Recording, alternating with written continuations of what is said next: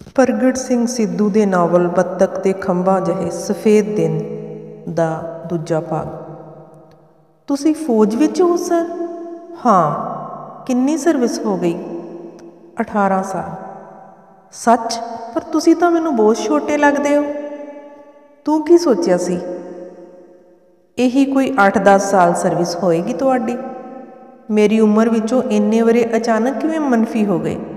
ਕਿ ਮੈਂ ਸੱਚਮੁੱਚ ਹੀ ਬਹੁਤ ਜਵਾਨ ਦਿਸਦਾ ਹਾਂ? ਜ਼ਿੰਦਗੀ ਦੀਆਂ 40 ਪਤਝੜਾਂ ਦਾ ਨਿਸ਼ਾਨ ਕਿ ਮੇਰੇ ਚਿਹਰੇ 'ਤੇ ਨਹੀਂ? ਮੈਂ ਉਸ ਦਿਨ ਘਰ ਆ ਕੇ ਸ਼ੀਸ਼ੇ ਵਿੱਚ ਆਪਣਾ ਚਿਹਰਾ ਦੇਖਿਆ। ਸਮੇਂ ਨੇ ਇਹਨਾਂ 32 ਸਾਲਾਂ ਵਿੱਚ ਕਿੰਨੀਆਂ ਹੀ ਨਵੀਆਂ ਲਕੀਰਾਂ ਮੇਰੇ ਚਿਹਰੇ 'ਤੇ ਖਿੱਚ ਦਿੱਤੀਆਂ ਸਨ, ਪਰ ਦਗ-ਦਗ ਕਰਦੇ ਚਿਹਰੇ 'ਤੇ ਇਹ ਲਕੀਰਾਂ ਬਹੁਤ ਮੱਧਮ ਸਨ। ਤਿੱਖਾ ਤਰਾਸ਼ਿਆ ਹੋਇਆ ਲੰਮਾ ਨੱਕ, ਚੌੜਾ ਮੱਥਾ ਅਤੇ ਅੱਖਾਂ ਵਿੱਚ ਸਵੈਮਾਨ ਦੀ ਚਮਕ ਸੀ। ਮੇਰਾ ਚਿਹਰਾ ਸੱਚਮੁੱਚ ਖੂਬਸੂਰਤ ਅਤੇ ਜਵਾਨ ਦਿਸ ਰਿਹਾ ਸੀ। ਨਿਸ਼ਚਿਤ ਹੀ ਇਸ ਖੂਬਸੂਰਤ ਚਿਹਰੇ ਨੂੰ ਵਿਗਾੜਨ ਦੀ ਸਾਜ਼ਿਸ਼ ਵਕਤ ਕਰ ਤਾਂ ਰਿਹਾ ਸੀ, ਪਰ ਅਜੇ ਤਾਈਂ ਉਹ ਸਫਲ ਨਹੀਂ ਸੀ ਹੋਇਆ। ਪਹਿਲੇ ਹੀ ਦਿਨ ਕਾਲਜ ਦੇ ਪ੍ਰੇਅਰ ਹਾਲ ਵਿੱਚ ਜਦ ਦੂਸਰੇ ਸਟੂਡੈਂਟਸ ਨਾਲ ਮੈਂ ਦਰੀ ਉੱਪਰ ਬੈਠਿਆ ਸਾਂ ਤਾਂ ਬੜਾ ਅਜੀਬ ਜਿਹਾ ਅਹਿਸਾਸ ਹੋਇਆ ਸੀ। ਇੱਕ ਪਾਸੇ ਮੁੰਡੇ ਸਨ, ਦੂਜੇ ਪਾਸੇ ਕੁੜੀਆਂ। ਅੰਜਨਾ ਗਾ ਰਹੀ ਸੀ। ਬੜਾ ਸੋਝ ਸੀ ਉਸ ਦੀ ਆਵਾਜ਼ ਵਿੱਚ। ਉਹਨੇ ਆਪਣੀਆਂ ਮੋਟੀਆਂ ਅੱਖਾਂ ਸਰੂਰ ਵਿੱਚ ਮੀਟ ਲਈਆਂ ਸਨ। ਉਹਦੇ ਨੱਕ ਵਿੱਚ ਨੱਥ ਸੀ ਅਤੇ ਕੰਨਾਂ ਵਿੱਚ ਤੇਰੇ ਜਿਹੇ ਹੀ ਚੌੜੇ ਰਿੰਗ ਸਨ। ਮਾਧਵੀ ਸਰ ਦੀਆਂ ਉਂਗਲਾਂ ਵਾਜੇ 'ਤੇ ਨੱਚ ਰਹੀਆਂ ਸਨ। ਵਾਸਤਵ ਜੋੜੀ ਵਜਾ ਰਿਹਾ ਸੀ। ਤੇਰੀ ਪ੍ਰਤਿਮਾ ਮਨ ਮੰਦਰ ਮੇਂ ਅੰਜਨਾ ਦੀ ਆਵਾਜ਼ ਹਾਲ ਵਿੱਚ ਤੈਰ ਰਹੀ ਸੀ। ਸਾਡੇ ਦਿਲਾਂ ਉੱਪਰੋਂ ਦੀ ਨਜ਼ਮ ਕਦਮ ਰੱਖ ਕੇ ਗੁਜ਼ਰਦੀ ਗਈ। ਮੇਰੇ ਹੋਂਠ ਆਪਣੇ ਆਪ ਹਿੱਲ ਪਏ ਸਨ। ਦੂਜਿਆਂ ਨਾਲੋਂ ਉਮਰ ਵਿੱਚ ਵੱਡੇ ਹੋਣ ਦਾ ਅਹਿਸਾਸ ਨਹੀਂ ਸੀ ਰਿਹਾ।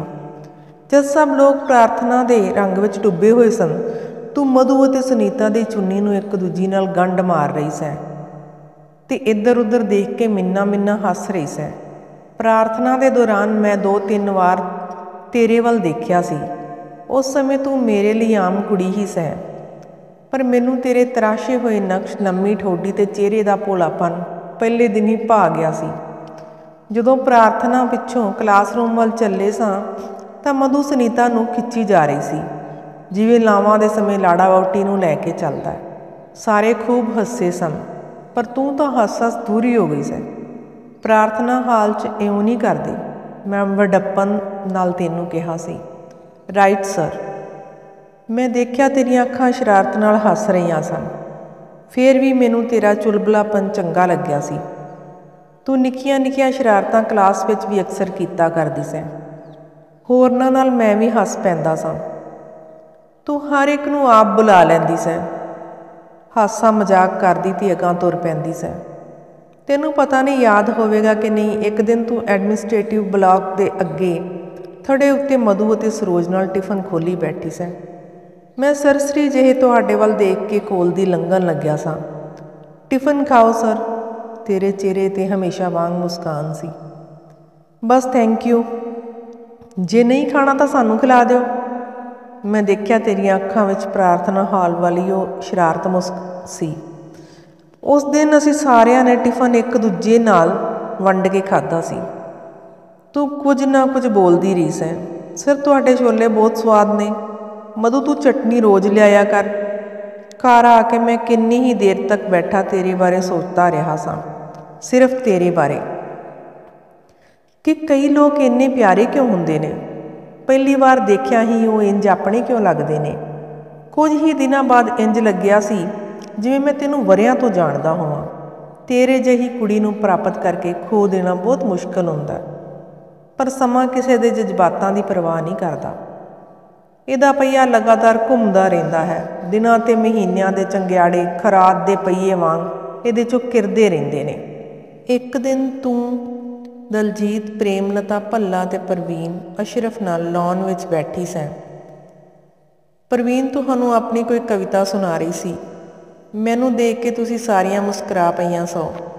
ਸਰ, ਇੱਧਰ ਆਓ ਨਾ। ਤੂੰ ਆਪਣਾ ਹੱਥ ਹਿਲਾਇਆ ਸੀ। ਮੈਂ ਤੁਹਾਡੇ ਕੋਲ ਪਹੁੰਚ ਗਿਆ ਸਾਂ। ਅੱਜ ਤਾਂ ਸਾਰੇ ਕਲਾਕਾਰ ਇਕੱਠੇ ਹੋ ਗਏ, ਮੈਂ ਮੁਸਕਰਾ ਕੇ ਕਿਹਾ ਸੀ।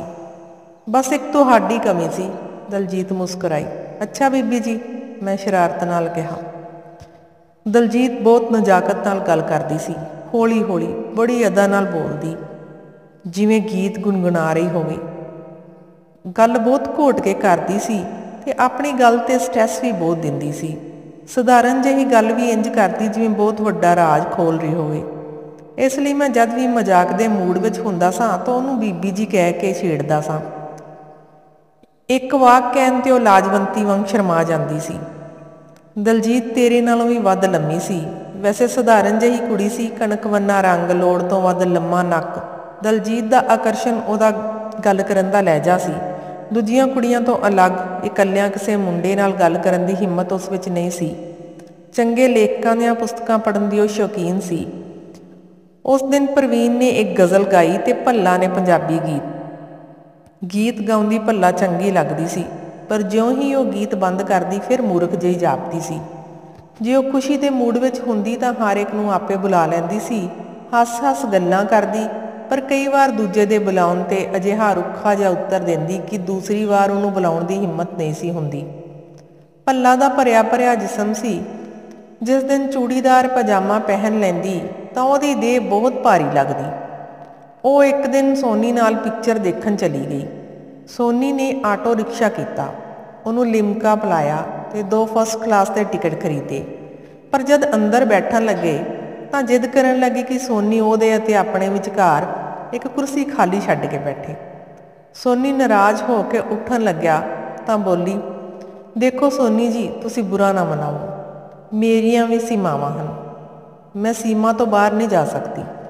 ਸੋਨੀ ਇੰਟਰਵਲ ਤੱਕ ਮੁਸ਼ਕਲ ਨਾਲ ਪਿਕਚਰ ਦੇਖ ਸਕਿਆ ਤੇ ਫਿਰ ਭੱਲਾ ਨੂੰ ਸਿਨੇਮਾ ਹਾਲ ਵਿੱਚ ਹੀ ਛੱਡ ਕੇ ਇਕੱਲਾ ਆ ਗਿਆ ਸੀ।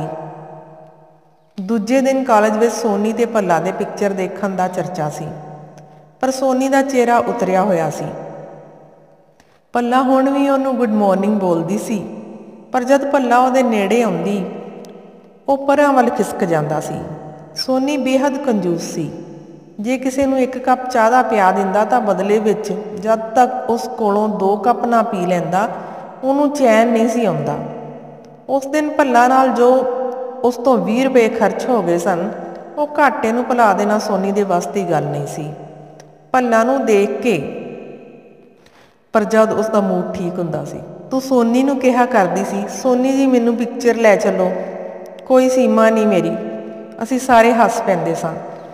ਸਰ ਤੁਸੀਂ ਆਪਣੇ ਕਾਲਜ ਵਾਲੀ ਕਵਿਤਾ ਸੁਣਾਓ ਨਾ, ਤੂੰ ਚਹਿਕ ਕੇ ਬੋਲੀ ਸੈਂ। ਮੈਂ ਕਵਿਤਾ ਪੜ੍ਹਨ ਲੱਗ ਪਿਆ ਸਾਂ।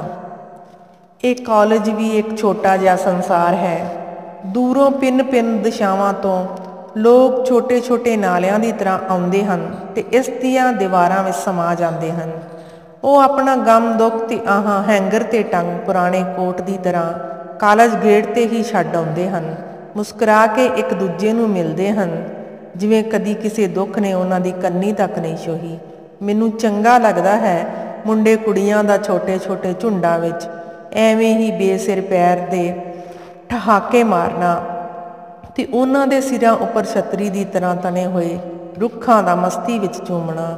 ਮੈਨੂੰ ਚੰਗਾ ਲੱਗਦਾ ਹੈ ਕਿਸੇ ਮੁੰਡੇ ਦਾ ਹੱਸਦੇ-ਹੱਸਦੇ ਝੁਕ ਕੇ ਕਮਾਨ ਦੀ ਤਰ੍ਹਾਂ ਦੂਹਰਾ ਹੋ ਜਾਣਾ, ਜਾਂ ਫਿਰ ਕੁੜੀਆਂ ਦੇ ਤਿਤਲੀਆਂ ਦੇ ਪਰਾਂ ਜਿਹੇ ਰੰਗ ਬਰੰਗੇ ਦੁਪੱਟਿਆਂ ਦਾ ਹਵਾ ਵਿੱਚ ਉੱਡਣਾ। ਮੈਨੂੰ ਬਹੁਤ ਚੰਗਾ ਲੱਗਦਾ ਹੈ ਕਿਸੇ ਕੁੜੀ ਦਾ ਮੂੰਹ 'ਚ ਉਂਗਲੀ ਦਬਾ ਕੇ ਕੁੱਟੀ-ਕੁੱਟੀ ਹਾਸੀ ਹੱਸਣਾ, ਜਿਵੇਂ ਕਮਲ ਦਾ ਫੁੱਲ ਹੌਲੀ-ਹੌਲੀ ਖਿੜਦਾ ਹੈ। ਮੈਨੂੰ ਚੰਗਾ ਲੱਗਦਾ ਹੈ ਕਿਸੇ ਦੋਸਤ ਦਾ ਹੱਸਦੇ-ਹੱਸਦੇ ਆਉਣਾ ਤੇ ਬਾਂਹ ਤੋਂ ਫੜ ਕੇ ਘਸੀਟਦੇ ਹੋਏ ਕਾਲਜ ਦੀ ਟੀ ਸ਼ਾਪ ਵੱਲ ਲੈ ਜਾਣਾ। ਸ਼ਾਮ ਨੂੰ ਇਸ ਛੋਟੇ ਜਿਹੇ ਸੰਸਾਰ ਦੇ ਲੋਕ ਆਪਣੇ-ਆਪਣੇ ਆਲ੍ਹਣਿਆਂ ਵੱਲ ਪਰਤ ਪੈਂਦੇ ਹਨ ਤੇ ਕਾਲਜ ਗੇਟ ਤੋਂ ਉਹ ਆਪਣਾ ਗਮ, ਦੁੱਖ ਤੇ ਆਹਾਂ ਪੁਰਾਣੇ ਕੋਟ ਦੀ ਤਰ੍ਹਾਂ ਪਹਿਨ ਕੇ ਚੱਲ ਪੈਂਦੇ ਹਨ। ਇਹ ਕਾਲਜ ਵੀ ਇੱਕ ਛੋਟਾ ਜਿਹਾ ਸੰਸਾਰ ਹੈ। ਮੈਂ ਦੇਖਿਆ ਤੂੰ ਆਪਣਾ ਚਿਹਰਾ ਕਿਤਾਬ ਨਾਲ ਢੱਕ ਲਿਆ ਸੀ। ਤੇਰੀਆਂ ਕੇਵਲ 2 ਅੱਖਾਂ ਨੰਗੀਆਂ ਸਨ, ਜਿਹੜੀਆਂ ਮੇਰੇ ਚਿਹਰੇ 'ਤੇ ਟਿਕੀਆਂ ਸਨ। ਉਸ ਦਿਨ ਮੈਂ ਤੇਰੀਆਂ ਅੱਖਾਂ ਵਿੱਚ ਵਾਸਨਾ ਦਾ ਮਾਰੂ ਹੜ੍ਹ ਦੇਖਿਆ ਸੀ। ਤੂੰ ਆਪਣੇ ਅੰਦਰਲੀ ਸਾਰੀ ਅੱਗ ਇਹਨਾਂ ਅੱਖਾਂ ਵਿੱਚ ਇਕੱਠੀ ਕਰ ਲਈ ਸੀ। ਤੇਰੀ ਉਹ ਤੱਕਣੀ ਪੱਥਰਾਂ ਨੂੰ ਵੀ ਪਿਘਲਾ ਸਕਦੀ ਸੀ। ਮੈਂ ਤਾਂ ਫਿਰ ਇੱਕ ਆਦਮੀ ਸਾਂ। ਏਡੀ ਕਾਮੁਕ ਨਿਗਾਹ ਮੈਂ ਪਹਿਲਾਂ ਕਦੀ ਕਿਸੇ ਦੀ ਨਹੀਂ ਸੀ ਦੇਖੀ। ਉਨੀ ਦਿਨੀ ਸਾਡੀ ਮਾਡਲ ਸਕੂਲ ਵਿੱਚ ਟੀਚਿੰਗ ਪ੍ਰੈਕਟਿਸ ਚੱਲ ਰਹੀ ਸੀ। ਇਹ ਸਾਡੇ ਆਪਣੇ ਕਾਲਜ ਦਾ ਸਕੂਲ ਸੀ। ਤੇਰੀ ਭੱਲਾ ਦੀ ਅਤੇ ਮੇਰੀ ਇੱਕ ਹੀ ਸੈਕਸ਼ਨ ਸੀ। ਤੂੰ ਕਲਾਸ ਪੜ੍ਹਾ ਰਹੀ ਸੈਂ। ਭੱਲਾ ਇੱਕ ਬੈਂਚ 'ਤੇ ਇਕੱਲੀ ਬੈਠੀ ਸੀ। ਸਾਡੇ ਕਾਲਜ ਦੇ ਦੂਜੇ ਮੁੰਡੇ ਕੁੜੀਆਂ ਦੂਰ ਤੱਕ ਦਰਖਤਾਂ ਹੇਠ ਬਿਖਰੇ ਹੋਏ ਸਨ ਤੇ ਨਿੱਕੀਆਂ ਨਿੱਕੀਆਂ ਟੋਲੀਆਂ ਵਿੱਚ ਬੈਠੇ ਗੱਲਾਂ ਕਰ ਰਹੇ ਸਨ। ਮੈਨੂੰ ਦੇਖ ਕੇ ਭੱਲਾ ਨੇ ਇਸ਼ਾਰੇ ਨਾਲ ਆਪਣੇ ਕੋਲ ਬੁਲਾ ਲਿਆ ਸੀ। ਉਸ ਸਮੇਂ ਉਹ ਚੰਗੇ ਮੂਡ ਵਿੱਚ ਜਾਪਦੀ ਸੀ। ਉਹਨੇ ਚੂੜੀਦਾਰ ਪਜਾਮਾ ਤੇ ਵੱਡੀ ਵੱਡੀ ਬੂਟੀ ਵਾਲਾ ਸੂਟ ਪਾਇਆ ਹੋਇਆ ਸੀ। ਗਿੱਲ ਜੀ, ਮੈਂ ਤੁਹਾਡੇ ਨਾਲ ਇੱਕ ਖਾਸ ਗੱਲ ਕਰਨੀ ਹੈ। ਉਹਨੇ ਆਪਣੇ ਲਾਗੇ ਬੈਂਚ 'ਤੇ ਬੈਠਣ ਦਾ ਇਸ਼ਾਰਾ ਕਰਦਿਆਂ ਮੈਨੂੰ ਕਿਹਾ। ਦੱਸੋ, ਮੈਂ ਬੈਠਦਿਆਂ ਹੀ ਪੁੱਛਿਆ। ਉਹ ਦੇਖੋ, ਉਹ ਆਦਮੀ ਫਿਰ ਰਿਹਾ ਨਾ। ਮੈਂ ਸਾਹਮਣੇ ਗਰਾਊਂਡ ਵੱਲ ਨਿਗਾਹ ਸੁੱਟੀ ਜਿੱਧਰ ਉਹਨੇ ਇਸ਼ਾਰਾ ਕੀਤਾ ਸੀ। ਇੱਕ ਮੈਲੀ ਕਮੀਜ਼ ਤੇ ਫਟੇ ਜਿਹੇ ਪਜਾਮੇ ਵਿੱਚ ਮਰੀਅਲ ਜਿਹਾ ਆਦਮੀ ਖੜਾ ਸੀ। ਤੁਸੀਂ ਇਹਨੂੰ ਜਾਣਦੇ ਹੋ? ਮੈਂ ਨਾਮ ਵਿੱਚ ਸਿਰ ਹਿਲਾ ਦਿੱਤਾ। ਇਹ ਬੰਦਾ ਠੀਕ ਨਹੀਂ, ਉਹਨੇ ਬੜੇ ਰਾਜਦਾਨ ਲਹਿਜੇ ਵਿੱਚ ਕਿਹਾ। ਮੈਂ ਜਿੱਥੇ ਵੀ ਜਾਂਦੀ ਹਾਂ ਇਹ ਮੇਰੇ ਪਿੱਛੇ ਆਉਂਦਾ ਹੈ। ਕਈ ਵਾਰ ਸਾਡੇ ਕੁਆਟਰ ਦਾ ਚੱਕਰ ਵੀ ਕੱਢਦਾ ਰਹਿੰਦਾ ਹੈ।